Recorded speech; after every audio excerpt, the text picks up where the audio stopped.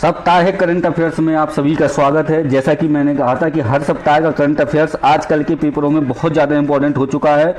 Current affairs की भूमिका बहुत तेज़ी के साथ बढ़ रही है, लेकिन ऐसे करंट अफेयर्स जो पूरी डिटेल के साथ में पूछे जा रहे हैं, तो एक एक करके आपने पुरानी वीडियो देखे होंगे, मैं करंट अफेयर्स पूरे डिटेल के साथ में ला रहा हूं। तो आप यदि करंट अफेयर्स के लिए परेशान है तो कुछ नहीं, आपको इस चैनल को सब्सक्राइब करना है और डेली हर हफ्ते एक करंट अफेयर्स का वीडियो देखना है और आपको करंट अफेयर्स से पूरी तरीके से समस्याएं खत्म हो जाएंगी। तो सबसे पहला करंट अफेयर्स है, पीएम मोदी को स्वीडन का सर्वोच्च नागरिक सम्मान मिला। देखिए करंट अफेयर्स में क्या क्या है, हमारे राष्ट्रीय, अंतर्राष्ट्रीय और मध्य प्रदेश तीनों को मिला करके सप्ताह भर का करंट अफेयर्स जो है तो आपके सामने मैं प्रस्तुत करता हूं। ठीक है, तो चलिए शुरुआत करते हैं। धैर्य बनाए रखिएगा, लास्ट तक देखिएगा, तभी आपको पता चलेगा कि करंट अफेयर्स रियल में पूरी डिटेल के साथ हैं, है ना। चलिए, तो सबसे पहले पीएम मोदी को स्वीडन का सर्वोच्च नागरिक सम्मान मिला। अब यहाँ पर ये तो ठीक है, ये सबको पता है। यहाँ से क्वेश्चन आएगा वन लाइनर, यदि धोखे से पूछ लिया कहाँ का सर्वोच्च नागरिक सम्मान मिला, तो अभी हाल ही में स्वीडन का मिला।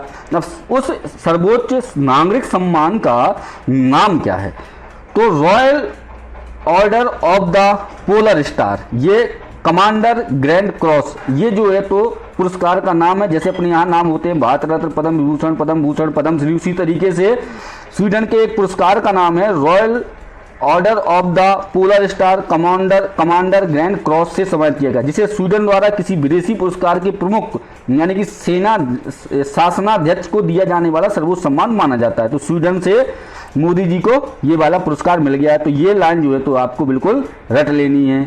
अगला क्वेश्चन देखते हैं, मध्य प्रदेश उच्च न्यायालय ने भोजशाला को संस्कृत शिक्षण केंद्र घोषित किया गया।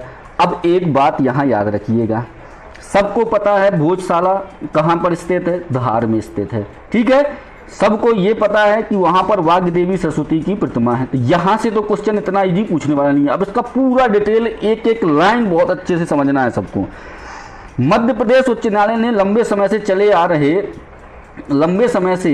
आ रहे भोजशाला विवाद मामले में फैसला सुनाया कि धार में स्थित भोजशाला परिषद मूल रूप से संस्कृत शिक्षा का केंद्र और देवी सरस्वती को समर्पित एक मंदिर था। तो मतलब जैसे राम मंदिर का सुप्रीम कोर्ट ने आदेश दिया था, वैसे ही जो है तो मध्य प्रदेश हाई कोर्ट ने धार स्थित भोजशाला परिषद को सरस्वती का मंदिर समर्पित कर दिया। अब इसके कुछ मुख्य पॉइंट एग्जाम की दृष्टि से देखते हैं क्या क्या है। ठीक है, चलिए, फैसला पहले पढ़ लिया अपन ने। विवादित स्थल क्या था कि इस स्थल को हिंदू भोजशाला और मुस्लिम कमल मौला मस्जिद के नाम से जानते थे। तो ये बात याद रखिएगा, क्या कौन मस्जिद मानते थे, कमल मौला मस्जिद के नाम से जानते थे, जिसके कारण यह लंबे समय तक एक धार्मिक तथा कानूनी विवाद, 700-750 सालों का विवाद है, ये थोड़ा बहुत नहीं है। ठीक है, न्यायालय की टिप्पणी क्या है वो भी थोड़ा सा देख लीजिए, कहीं से भी क्वेश्चन बनना चाहिए। न्यायालय की टिप्पणी ये है कि उच्च न्यायालय ने टिप्पणी की कि इस स्थल पर देवी सरस्वती को समर्पित एक मंदिर मौजूद था और समय के साथ वहां हिंदू पूजा पाठ की परंपराएं जारी रही थी। तो ये न्यायालय की टिप्पणी है। एएसआई की रिपोर्ट क्या थी, यह फैसला पुरातत्विक साक्ष्यों और भारतीय पुरातत्व सर्वेक्षण द्वारा सौंपी गई रिपोर्टों के आधार पर आधारित था। तो ये है मुख्य कारण इसका भोजशाला परिषद का। अगली स्लाइड चलते हैं, उसमें देखते हैं इस सप्ताह का करंट अफेयर्स और क्या क्या है। तो पहले तो इसी से समझिए कुछ, देखिए इसमें मुख्य कारण क्या क्या हुए थे, भोजशाला वाला ही है। वर्ष 2003 का आदेश रद्द कर दिया। न्यायालय ने भारतीय पुरातत्व सर्वेक्षण के 2003 के उस आदेश को रद्द यानी कि खारिज कर दिया, जिसने मुस्लिमों को परिसर में शुक्रवार की नमाज अदा करने की अनुमति दी थी। मतलब जो मुस्लिम पक्ष वहां पर नमाज अदा करते थे, उनकी अनुमति को सीधे सरे से खारिज कर दिया है। किसने, उच्च न्यायालय ने 2003 का आदेश जो है तो रद्द कर दिया। प्रशासन, उच्च न्यायालय ने निर्देश दिया कि भोजशाला परिसर का प्रशासन और प्रबंधन केंद्र सरकार तथा एएसआई के अधीन रहेगा। अब थोड़ा सा समझते हैं कि ये एएसआई है क्या है, क्योंकि यहां से भी क्वेश्चन बन सकता है। देखिए, भारतीय पुरातत्व सर्वेक्षण, इसकी स्थापना कब हुई थी, 1861 में सर अलेक्जेंडर कनिंघम द्वारा की गई थी। भारतीय पुरातत्व सर्वेक्षण की स्थापना 1861 में सर अलेक्जेंडर कनिंघम के द्वारा की गई थी। हेडक्वार्टर इसका कहाँ, एएसआई का नई दिल्ली में। यह संस्कृति मंत्रालय के तहत कार्य करता है। स्वतंत्रता के बाद एएसआई को प्राचीन स्मारक तथा पुरातत्वीय स्थल और अवशेष अधिनियम 1958 के तहत वैधानिक निकाय भी कहा गया। तो मतलब कहने का ये है कि जो ASI है इसकी स्थापना वर्ष 1861 में सर अलेक्जेंडर कनिंघम द्वारा की गई थी। तो सबसे पहले तो ये याद रखना है। हेडक्वार्टर कहाँ याद रखना है? नई दिल्ली। किस मंत्रालय के अंतर्गत है? संस्कृति मंत्रालय के अंतर्गत है। और कौन सा निकाय है ये वैधानिक निकाय के अंतर्गत आता है। तो ठीक है, ये यहाँ तक बात हो गई। अगली बात देखते हैं और क्या इंपॉर्टेंट है। पूरे सप्ताह का है तो थोड़ा सा टाइम लगेगा, आपको ध्यान से समझना, पढ़ना पड़ेगा। नॉर्वे ने प्रधानमंत्री नरेंद्र मोदी को सर्वोच्च नागरिक सम्मान से सम्मानित किया गया। अभी बहुत सम्मान से सम्मानित किए गए हैं अपने प्रधानमंत्री। अभी स्वीडन के सर्वोच्च सम्मान से, नॉर्वे ने ही सर्वोच्च सम्मान से सम्मानित किया। प्रधानमंत्री नरेंद्र मोदी को उनकी ओस्लो की आधिकारिक यात्रा के दौरान नॉर्वे के सर्वोच्च सम्मान grand cross of the royal Norwegian order of merit, ये है भाई साहब पुरस्कार का नाम, बहुत बड़ा नाम है, याद रखिएगा। Grand cross of the royal Norwegian order of merit से सम्मानित किए गए हैं अपने नॉर्वे में प्रधानमंत्री नरेंद्र मोदी जी। ठीक है, एक तो ये खबर थी। अगली इंपॉर्टेंट फैक्ट एग्जाम की दृष्टि से, कामी रीता शेरपा, इन्होंने तो भाई बहुत बड़ा रिकॉर्ड बनाया। कामी रीता शेरपा ने रिकॉर्ड 32वीं बार माउंट एवरेस्ट फतेह किया। नेपाली पर्वतारोही है ये कामी रीता शेरपा ने विश्व की सबसे ऊंची चोटी माउंट एवरेस्ट को 32वीं बार फतेह किया। तो यहाँ याद क्या रखना है, एक तो नाम कामी रीता शेरपा और दूसरा कौन सी बार? 32वीं बार, एक दो बार नहीं, 32वीं बार एवरेस्ट चढ़ी है ये कामी रीता शेरपा। ठीक है, तो ये हो गया एक। अगली खबर क्या है इसकी?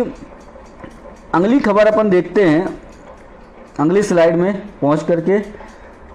स्वीडन भारत के शुक्रयान मिशन में शामिल हुआ। अगली खबर ये है कि जो स्वीडन है वह भारत के शुक्रयान मिशन में शामिल हुआ है। भारत एक मिशन लॉन्च करने वाला है शुक्रयान मिशन, उसमें से शामिल होने वाले हैं जो है तो स्वीडन जो है तो शामिल हुए। तो प्रधानमंत्री नरेंद्र मोदी की यूरोप यात्रा, अभी जब यात्रा हुई, मोदी जी अभी यूरोप गए थे, तो स्वीडन भारत के वीनस ऑर्बिट मिशन यानी कि शुक्र ग्रह मिशन में शामिल होगा। जबकि नॉर्वे ने द्विपक्षीय अंतरिक्ष सहयोग को मजबूत करने के लिए इसरो के साथ एक समझौता ज्ञापन MOU पर हस्ताक्षर कर दिए। तो अपना जो शुक्र मिशन अभी जाने वाला है, ठीक है, उसमें कौन शामिल होगा? स्वीडन। अगली खबर है, भारतीय नौसेना ने भोपाल में प्रमुख नेवल सेलिंग नोड का उद्घाटन किया। नेवल सेलिंग नोड जो है तो भोपाल में उद्घाटन किया। तो इसकी डिटेल थोड़ा बहुत यदि देखना है तो देख सकते हैं आप कि भारतीय नौसेना ने नौकायान यानी कि सैलिंग, जल कौशल प्रशिक्षण और साहसिक खेल गतिविधियों को बढ़ावा देने के लिए मध्य प्रदेश के भोपाल में अपर लेक पर एक प्रमुख नेवल सेलिंग नोड का उद्घाटन किया है। किसने किया है? भारतीय नौसेना ने। अगली खबर क्या है? अगली खबर है स्क्वाड्रन लीडर सान्या, नाम याद रखिएगा, स्क्वाड्रन लीडर सान्या IAF की पहली महिला cat A qualified flying instructor बनी। मतलब ये अब सिखाएंगी।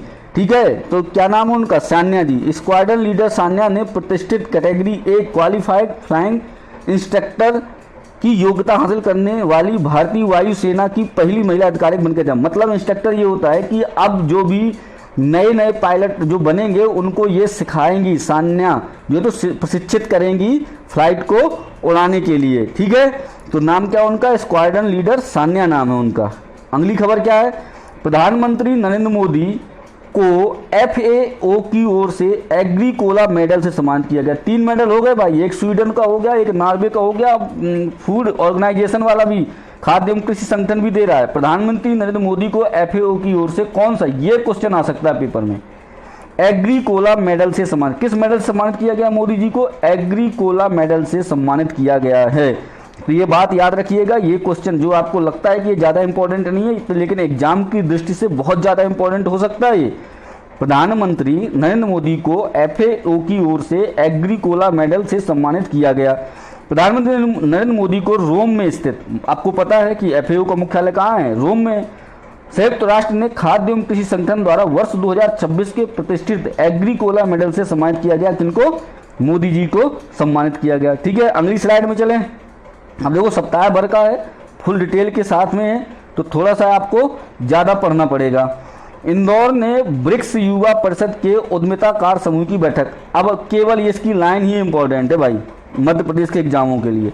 सीधा क्वेश्चन है, यहाँ से सीधा ही बनेगा। ब्रिक्स युवा परिषद के उद्यमिताकार समूह की बैठक की मेजबानी कहाँ हुई थी? सीधा आंसर रखना है, इंदौर में हुई थी। थोड़ा सा इसका डिटेल लिख लीजिए। केंद्रीय मंत्री मनसुख एल मांडविया ने रेखांकित किया कि ब्रिक्स देशों की मजबूत जनसांख्यिकी रूपरेखा वैश्विक आर्थिक परिवर्तन के संदर्भ में कार्य के भविष्य को आकार देने का बड़ा अवसर प्रदान करती है। तो ब्रिक्स युवा परिषद के उद्यमिता कार्य समूह की बैठक की मेजबानी कहाँ हुई है? मध्य प्रदेश के इंदौर शहर में की गई है। पूरा डिटेल आपको यदि देखना है तो आप देख सकते हो, मैं आपको लिंक में PDF भी दे दूंगा, तो उससे आप डाउनलोड भी कर लीजिएगा। मुख्य बिंदु क्या है? स्थान इस बैठक, ये सब आप देख सकते हो। इसका स्थान कहाँ था? इंदौर। आयोजक कौन थे? ठीक है। मुख्य फोकस क्या था इसका? उद्यमिता, स्टार्टअप, सहयोग। ठीक है, तो सहयोग भी आप देख सकते हैं, है ना।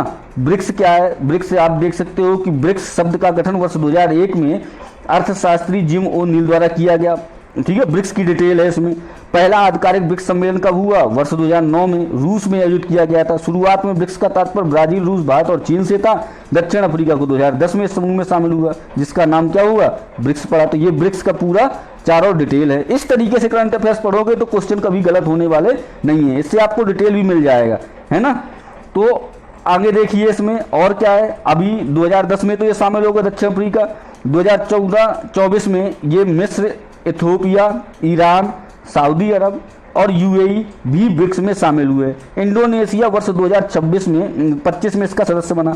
अब आप ये समझिए कि पूरा ब्रिक्स भी आपका यहाँ कंप्लीट हो रहा है, कि ब्रिक्स से भी यदि क्वेश्चन आता है तो करंट के साथ में आपका पूरा ब्रिक्स भी कंप्लीट हो रहा है। इंडोनेशिया वर्ष 2000 सबसे अंतिम सदस्य कौन बना? इंडोनेशिया बना।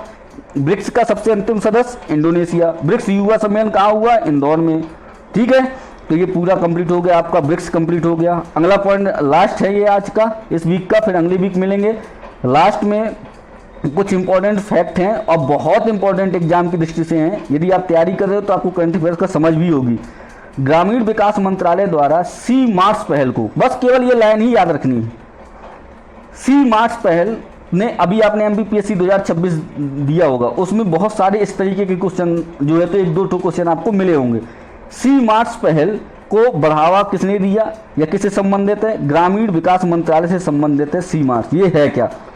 ग्रामीण आजीविका और महिला उद्यमिता को मजबूत करने के लिए ग्रामीण विकास मंत्रालय ने सी मार्च के माध्यम से महिलाओं के नेतृत्व वाले ग्रामीण विपणन व्यवस्था के लिए एक रोड मैप तैयार करने हेतु एक राष्ट्रीय कार्यशाला, मतलब महिलाओं के नेतृत्व के लिए सी मार्च पहल का जो शुभारंभ किया गया या विकास को बढ़ावा दिया गया, वो ग्रामीण विकास मंत्रालय द्वारा दिया गया।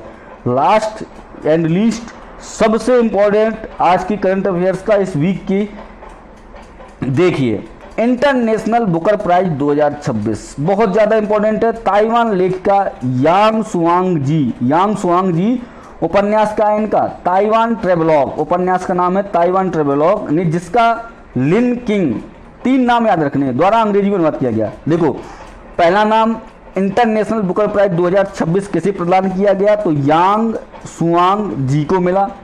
उपन्यास क्या था? ताइवान ट्रेवलॉग उपन्यास का नाम था। इसका अनुवादक कौन था? लिन किंग। $50,000 मिले हैं, समझ लो इनको दोनों को।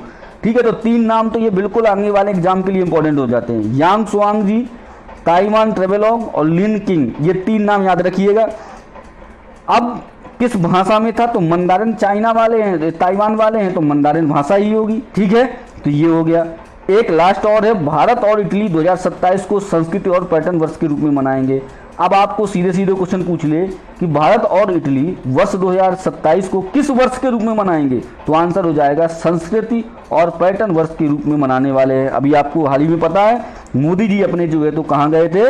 इटली भी गए थे। तो ये खबर जो है तो आपके सामने थी। यदि आपको पूरा करंट अफेयर्स वीडियो अच्छा लगा और इस तरीके से यदि आप करंट अफेयर्स पढ़ना चाहते हैं, समझदार हैं आप, करंट अफेयर्स की समझ है आपके पास कि फुल डिटेल के साथ ही पढ़ना है, तो आप इस वीडियो को सेव कर लीजिएगा, चैनल को सब्सक्राइब कर लीजिए, ताकि ये जब पूरे वीडियो आपके मिल करके बहुत सारा एक कलेक्शन आपके पास हो जाएगी। करंट अफेयर्स राष्ट्रीय, अंतर्राष्ट्रीय और मध्य प्रदेश कहीं कभी बाहर नहीं जाएगा। तो मिलते हैं अगले सप्ताह अगले वीडियो के साथ, तब तक के लिए नमस्कार, धन्यवाद।